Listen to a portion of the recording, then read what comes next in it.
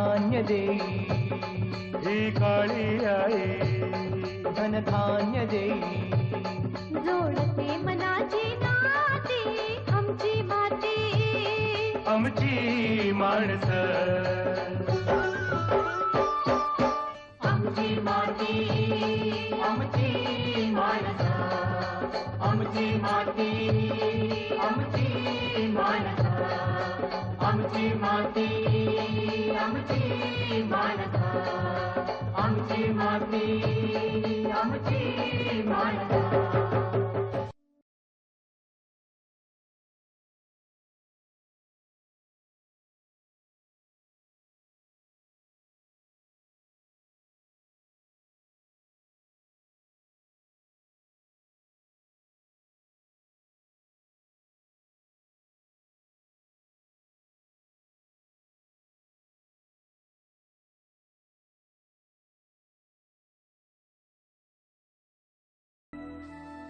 सोलापूर जिल्ह्यातील सांगोला तालुका तसा दुष्काळग्रस्तच.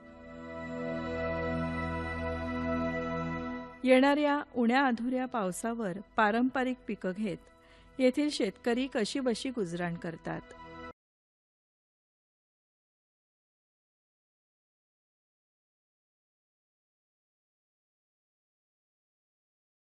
हळूहळू पावसाचं प्रमाण कमी होत गेलं आणि दुष्काळाचं गालबोट या जिल्ह्यालाही लागलं. पाण्याअभावी शेती हे समीकरण कसं सोडवायचं असा प्रश्न शेतकऱ्यांना पडला.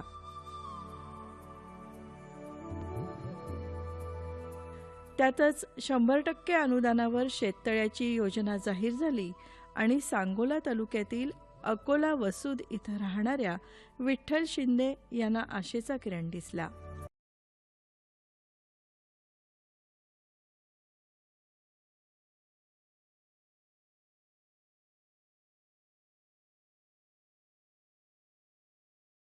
हा दुष्काळग्रस्त भागातील मी शेतकरी असून माझी 29 एकर क्षेत्र आहे.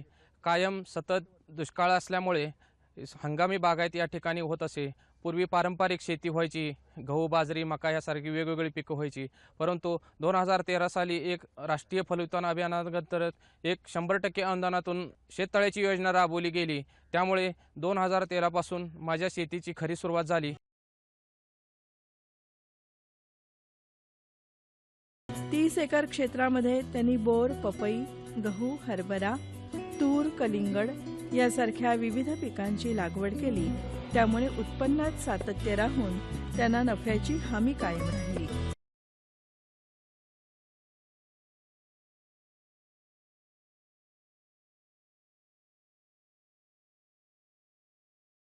जर आपण एकाच पिकावरती अवलंबून राहिलं तर कुठल्याही पिकाला हमीभाव असा राहत नाही. जर एखाद्या पिकाचं जर मार्केटला जर भाव नाही भेटला तर शेतकऱ्याची परिस्थिती ढासळू शकते. म्हणून मी या ठिकाणी 30 एकर क्षेत्रावरती या ठिकाणी 2 एकर बोरीची लागवड केली, 2 एकर पपईची लागवड केलेली आहे, 1.5 एकर गव्हाची लागवड केलेली आहे, 1.5 एकर हरभरा आहे, त्याचबरोबर 10 एकर तूर लागवड केलेली आहे, 2 एकर कलिंगडीची लागवड केलेली आहे. अशी वेगवेगळी पिकाची लागवड केलेली आहे. बोराचं पीक घेताना त्यांनी जमिनीची मशागत केली. सेंद्रिय आणि रासायनिक खतांचा वापर करून आंतरमशागत केली. पाण्याचा काटेकोर वापर व्हावा आणि अपव्यय टाळावा यासाठी ठिबक संचाच्या नळ्या संपूर्ण क्षेत्रामध्ये बसवून घेतल्या. एप्रिल महिन्यामध्ये छाटणी करावी लागते. त्यानंतर दिवाळीपासून पुढे हा माल सुरू होतो. एप्रिलची छाटणी केल्यानंतर या ठिकाणी आंतरमशागत केली. आंतरमशागत करत असताना पूर्ण बागेची चाळणी करून त्यामध्ये शेणखत 15-15 RCFची जी 20-20 खतं आहेत शेणखत याचा वापर केलेला आहे. त्यानंतर मी ते खतं पूर्ण जमिनीमध्ये गाडून त्यानंतर लॅटरल पसरून घेतलं आणि त्या बोर पिकाला पाणी सोडलेलं आहे. त्यानंतर हळूहळू बोर ही करण्यासाठी फुटण्यासाठी त्यासाठी 19 खताचा वापर केला सुरुवातीला वाढ होण्यासाठी. बोरीची वाढ होत असताना फुलधारणा, फळधारणा यासारख्या बोराच्या वाढीच्या वेगवेगळ्या अवस्थांमध्ये वाढीनुसार योग्य त्या खताची मात्रा वेळोवेळी दिली. मग ते नत्र, स्फुरद, पालाश असेल किंवा ड्रीपद्वारे दिलं जाणारं विद्राव्य खत असेल. योग्य व्यवस्थापनामुळे त्यांना बोरीपासून सध्या 3 लाखापर्यंत उत्पन्न मिळालंय. फुलधारणा होत असताना 1261चा वापर केला की फॉस्फरस वाढवल्यानंतर पिकाला फॉस्फरस जास्त उपलब्ध झाला की पिकाला फुलधारणा चांगली होती। त्यामुळे ड्रीपमधून 1261चा वापर केला आहे। त्यानंतर 1261 नंतर फुलाचे फळात रूपांतर होण्यासाठी कॅल्शियम बोरानची आवश्यकता असते, त्या कॅल्शियम बोराची मात्रा दिलेली आहे। त्याचबरोबर ज्यावेळी फुलाचे फळात रूपांतर होत असताना 13-40-13 म्हणजे फॉस्फरस जास्त आणि पोटॅश थोडा, त्यामुळे आणि नायट्रोजनची थोडी गरज असते। त्यामुळे 13 हा नायट्रोजन 40 फॉस्फरस आणि 13 पोटॅश, त्यामुळे सेटिंग चांगलं होतं। त्यासाठी 13-40चा वापर केलेला आहे आणि 13-40चा वापर झाल्यानंतर फळ फुगवणे ज्यावेळी येते त्यावेळी फॉस्फरस आणि पोटॅशची गरज असते। त्यावेळी मी 05234 या वॉटर सोल्युबल खताचा वापर केलेला आहे आणि या ठिकाणी आता माल हार्वेस्टिंग होत आहे। त्यासाठी फळाला आकर्षक कलर पाहिजे, चकाकी पाहिजे, बाजारपेठेत त्याशिवाय आपल्याला भाव मिळत नाही। त्यामुळे पोटॅश आणि नायट्रोजनची शेवटी गरज असते। त्यामुळे मी 13-085 या ग्रेडचा एकरी 4 किलो 2 दिवसाआड खताची मात्रा देत आहे। त्यामुळे ह्या पिकाला आकर्षक कलर चांगला आलेला आहे, त्याची गोडी वाढलेला आहे, त्याची किपिंग क्वालिटी वाढली आहे मार्केटमध्ये। त्यामुळे नक्कीच 2 रुपये जादा भाव या ठिकाणी मिळतो आहे। थंडीच्या हंगामातही स्वतःच्या जोखमीवर शिंदे यांनी कलिंगडाचं पीक घेतलंय। रस शोषक किडींचा प्रादुर्भाव टाळण्यासाठी त्यांनी कलिंगडासाठी मल्चिंग पेपरचा वापर केला।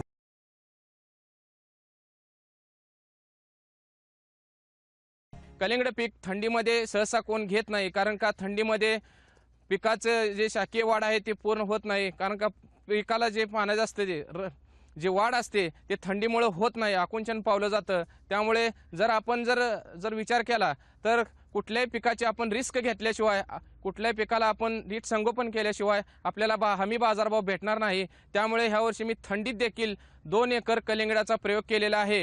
हे पीक कलिंगडाचं पीक घेत असताना अतिशय यामध्ये आधुनिकता बाळगलेली आहे। हे पीक मी सुरुवातीला ट्रॅक्टरच्या द्वारे बेड सोडून घेतले, त्या बेडमध्ये रासायनिक खताची मात्रा, शेणखत याचा वापर करून ते बेड सगळे झाकून घेतले। त्यानंतर मी ड्रीप पसरल्यानंतर त्या ठिकाणी पिकाला कुठलेही रोगग्रस्त, किडीग्रस्त आणि पिकाची चांगली वाढ व्हावं, त्यामुळे या ठिकाणी मी मल्चिंगचा वापर केलेला आहे।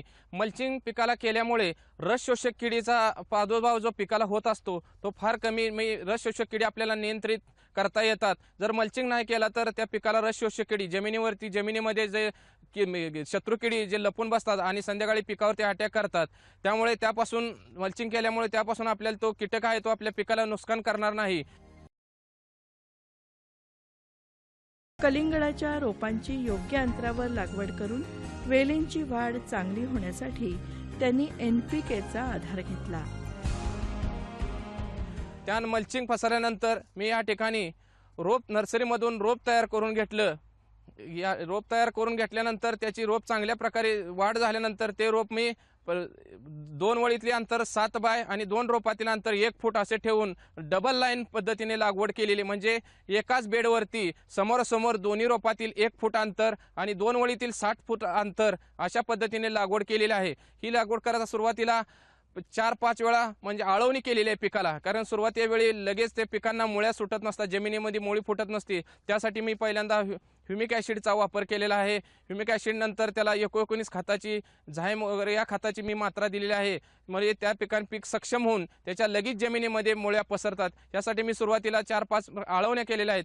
त्यानंतर मी पिकाला सुरुवातीला वाढ म्हणजे वेलीची चांगली वाढ होण्यासाठी 19चा वापर केलेला आहे, जेणेकरून वेलीची चांगली वाढ झाल्यानंतर वेलीला चांगले फुटव्यानंतर 3 ते 4 फुटवे आल्यानंतर आपल्याला त्यापासून 1 ते 2 फळ कलिंगडाची भेटण्यासाठी आपण त्याला 19चा सुरुवातीला वाढ केलेला आहे। एका प्रमाणात म्हणजे नत्रस, पुरत आणि पालास याची समान मात्रा दिलेली आहे। या समान मात्रेमुळे पिकाला जोमदार वाढ झालेली आहे। फलधारणा अधिक होण्यासाठी वेलीवर अधिकाधिक फुलं येणं हे फार महत्त्वाचं, हे गमक त्यांनी ओळखलं। त्यानंतर मी या पिकाला 1261चा वापर करतो। 1261चा वापर ज्यावेळी करतो 13 ते 14 दिवसानंतर पिकाला कुठेतरी फुल दिसायला सुरुवात होते, त्यामुळे फुल दिसता वेळेस आपल्याला फॉस्फरसची लेवल वाढवावी लागते। फॉस्फरसची लेवल वाढवली की आपल्याला फुलांची संख्या वाढली जाते, मादी फुलांचं संख्या कलिंगडाच्या म्हणजे वेलीवरती जास्त दिसायला मदत होते, त्यामुळे पिकाला भरपूर फुलधारणा होते। कलिंगड वजनावर विकलं जातं, साहजिकच कलिंगडाचं वजन आणि आकारमान यामध्ये वाढ होण्यासाठी खास प्रयत्न ते करतात. त्यानंतर मी पीक सेटिंग होत असताना 13-40-13 या खताचा वापर केलेला आहे. त्याचबरोबर कॅल्शियम बोरानची मात्रा या ठिकाणी दिलेली आहे, जेणेकरून बोरानमुळे फळाचं फुलात रूपांतर होण्यास मदत होते. कॅल्शियममुळे त्याच्या पेशी विभाजनाचं काम चांगल्या प्रकारे झाल्यामुळं फळाचं लवकर सेटिंग लवकर होते. त्यामुळं एक कॅल्शियम व बोरानचा वापर करणं गरजेचं असते. त्यानंतर पीक हार्वेस्टिंगच्या म्हणजे जे फुगवणीचा काळ असतो कलिंगड्याचा, जो मधला पिरियड 30 ते 40 दिवसाचा, या ठिकाणी 052-34चा फॉस्फरस आणि पोटॅशचा वापर करावा लागतो. फॉस्फरसमुळं पिकाचा आतील गर वाढतोय, पिकाची साईज वाढते, पिकाचे जे जो आकार आहे त्या आकारमानात फार बदल होतो फॉस्फरसमुळे. आणि पोटॅशमुळे पिकाला कुठलेही म्हणजे पिकाचं जे आतील जे गर असतो आणि गराचे जे वजन असतं, साखरेचं प्रमाण असतं शर्कराचं, ते पोटॅशमुळे वाढलं जातं. त्यामुळे 052-34च्या ग्रेडचा वापर केलेला आहे मी. त्यानंतर ड्रीपमधूनच 13-0-45 म्हणजे पीक काढणीच्या अगोदर 10 ते 12 दिवस मी अगोदर 13-0-45चा एकरी 4 किलो या 2 दिवसाला एकरी 4 किलो ह्याप्रमाणे डोस मी केलेला आहे. अशा रीतीने कलिंगड्याचं एकूण जो पिरियड आहे तो हा थंडीमुळे, जसा पिरियड आपण थोडा उन्हाळ्यामध्ये बघितला, रमजान बघितला तर कमी दिवस असतो, पण थंडीमध्ये थोडं 10 ते 15 दिवस कलिंगड लेट होतंय. त्यामुळे हे या पिकाच्या रोप लावल्यापासून 80 ते 85 दिवसामध्ये याचा पिरियड राहतोय. कलिंगड या पिकाचा सुरुवातीचा खर्च जास्त असला तरी त्यापासून मिळणारा नफा हा अधिक समाधानकारक आहे.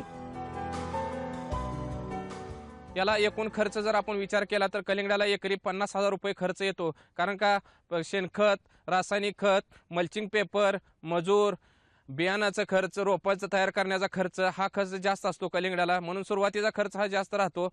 त्यामुळे आपण एक ही केलेला आहे की थंडीमध्ये ही घेतलेला आहे. त्यामुळे आपल्याला भाव हा नक्कीच, कारण का थंडीमध्ये बाजारपेठेमध्ये आवक कमी असते, त्यामुळे आपण एक थंडीमध्ये नवीन एक प्रयोग केलेला आहे. त्यामुळे आपल्याला नक्कीच बाजारपेठेमध्ये समान 1.5 पट तरी रेट हा जादा भेटणार आहे. त्यामुळे जर आपला एकरी 50,000 खर्च आला, आपलं 2 एकराचं कलिंगड आहे, 2 एकराचा 1 लाख रुपये खर्च आला, तर आपल्याला यातून खर्च वजा जाता नक्कीच 3-1 लाख रुपये तर नफा जास्त भेटणार आहे. आपल्या 10 एकर क्षेत्रावर त्यांनी तुरीचं पीकही नाविन्यपूर्ण पद्धतीनं घेतलं आहे. तसेच याबरोबर मी यावर्षी एक नवीन प्रयोग केलेला आहे तुरीचा. 10 एकर क्षेत्रावरती तूर लागवड केलेली आहे. या 10 वरती तूर लागवड करत असताना याला सुरुवातीपासून ठिबक सिंचनद्वारे पाण्याचे नियोजन केलेलं आहे. खताचं नियोजन सुद्धा मी ड्रीप मधूनच केलेलं आहे. कारण का ठिबक सिंचनमुळं जे वाजवी तण, इतर जे तण एक्स्ट्रा तण जे पिकामध्ये तयार होतं ते झालेलं नाही. कारण त्यामुळे माझं मजुरावरती होणारा खर्च, एक्स्ट्रा खर्च, कारण का जमिनीच्या पिकाला मुळाभोवतीच पाणी गेले, इतरत जमिनीमध्ये पाणी न गेल्यामुळे तिथं तण उद्भवायचा काही प्रश्न झाला नाही. त्यामुळे मजुराचाही खर्च वाटलेला आहे. ठिबक सिंचनामुळे त्यांना पाण्याचा आणि खतांचा अवाजवी खर्च टाळता आला.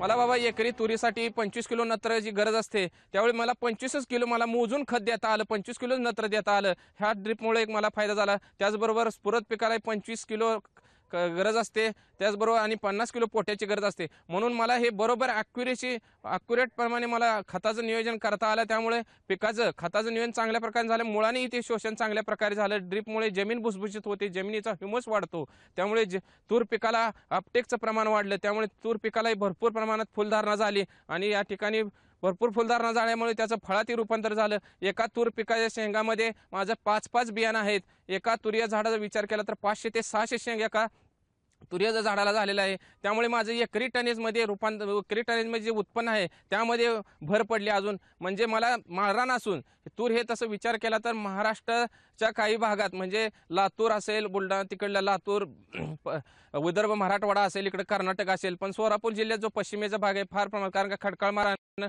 असल्यामुळे तूर पिकाचं जमीन पोषक नसल्यामुळे कोण हे तूर पीक करत नाही. तर मी जलयुक्त शिवार एक योजना शासनाची राबवली गेली ती. सो खर्चानं मी एक शेजारील 2 किलोमीटर अंतरावरील एक पाझर तलाव होता, त्या पाझर तलावावरील एक 4-5 लाख रुपये सो खर्च करून ती जी 11 एकर क्षेत्र आहे त्या ठिकाणी मी खडकाळ मारणावर गाळ पसरला. आणि गाळ पसरल्यामुळे जी तूर पिकाला जमीन काळी व भारी जमीन लागते ती तशी तयार झाल्यामुळे तूर पीक ही चांगलं आलंय. त्यामुळे मला एकरी 15 ते 16 क्विंटल एकरी मारान असून देखील मला अवरेज भेटते, की जे लोकांना बागायतामध्ये भेटत नाही ते उत्पन्न. म्हणून माझे 10 एकर जवळजवळ 150 ते 250 पोती तुरीचं मला उत्पन्न भेटणार आहे. नुकताच आता शासनाने 5,050 रुपये दर डिक्लेअर केला आहे. म्हणून मला फिक्स 1.5 जरी 15 जरी 150 क्विंटल जरी मला ॲव्हरेज भेटलं आणि जर शासनाचा 5,50 जरी दर मला भेटला तरी 7.5 लाखाचं मला उत्पन्न भेटणार आहे. आणि खर्च तूर पीक हे कोरडवाहू जास्त म्हणजे खर्च जास्त करावा लागत नाही, कारण का त्याला आठवड्यातून 1-2 पाणी झाली तर बास होतं. खताची मात्रा पण फार कमी असते. फवारण्या 2 किडग्रस्त 2 फवारणे घेतले त्यामुळे किडीचाही प्रादुर्भाव झालेला नाही. त्यामुळे खर्च एकूण क्षेत्राचा विचार केला 10 एकर तर 1 लाख रुपये खर्च आलेला आहे. जर लाख रुपये खर्च वजा जाता मला कमीत कमी 6-6.5 लाखाचं तर उत्पन्न माझं फिक्स झालेलं आहे. 30 एकर जमिनीमध्ये 10 ते 12 पिकं शिंदे कुटुंबीय घेतायत, तेही मजुरांचा तुटवडा असताना. आज त्यांनी हे जे अचंबित करणारे यश मिळवलंय ते केवळ एकत्र कुटुंब पद्धती आणि काटेकोर व्यवस्थापन यामुळेच.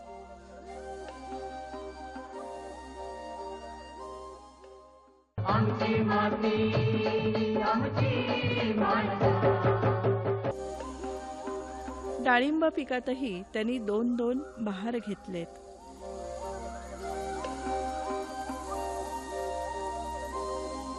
सप्टेंबर बहार डाळिंबाचा धरलेला आहे. त्याही पिकात माझं चांगली फुलधारणा होऊन चांगले सेटिंग झालेलं आहे. त्याची साईज 100 ग्रॅम पर्यंत गेलेली आहे. परत त्याच्याच पाठीमागं मी आता आंबे बहार 3 एकर डाळिंबाचा धरलेला आहे, त्यालाही फुलधारणा होत आहे. अशा वेगवेगळ्या क्रॉप पद्धतीचा अवलंब केलेला आहे. 30 एकर जमिनीमध्ये 10 ते 12 पिकं शिंदे कुटुंबीय घेतायत, तेही मजुरांचा तुटवडा असताना. आज त्यांनी हे जे अचंबित करणारे यश मिळवलंय ते केवळ एकत्र कुटुंब पद्धती आणि काटेकोर व्यवस्थापन यामुळेच.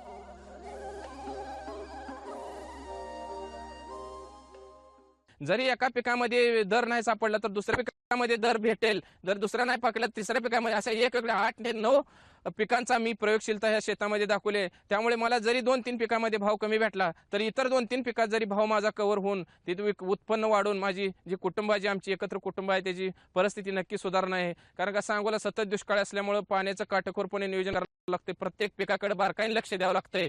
ह्या बारकाईने नाही लक्ष दिलं तर कमी पाण्यामध्ये जे शेतीचं नियोजन आहे ते कोलमडलं जातंय. त्यामुळे प्रत्येक पिकाला पाणी हे मोजून पाणी ज्या पिकाला गरजेपुरतंच पाणी द्यावं लागतंय.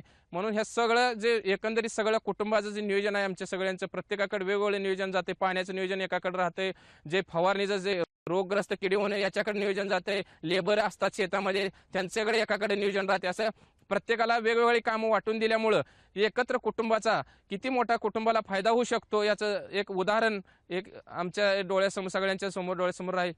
शेतकऱ्यांनी विचार केला पाहिजे. आपल्याकडे एक सुंदर असं शेततळ आपल्या एकूण क्षेत्रापैकी 50% क्षेत्राला शेततळ म्हणजे पाणी पुरवठा संरक्षित पाणी पुरवठा करण्यासाठी शेततळ असणं गरजेचं आहे. त्यासाठी प्रत्येक शेतकऱ्याने आपल्या शेतामध्ये एक शेततळ खोदलं पाहिजे. आमची माती आमची माणसं. वर्षभर विविध पिकं घेतल्यामुळे शेतकऱ्याला एका पिकामध्ये तोटा झाला तरी दुसऱ्या पिकातून येणाऱ्या उत्पन्नातून तो सावरला जातो. म्हणून पिकांमध्ये विविधता ठेवा असा संदेश शिंदे कुटुंबीय देतात.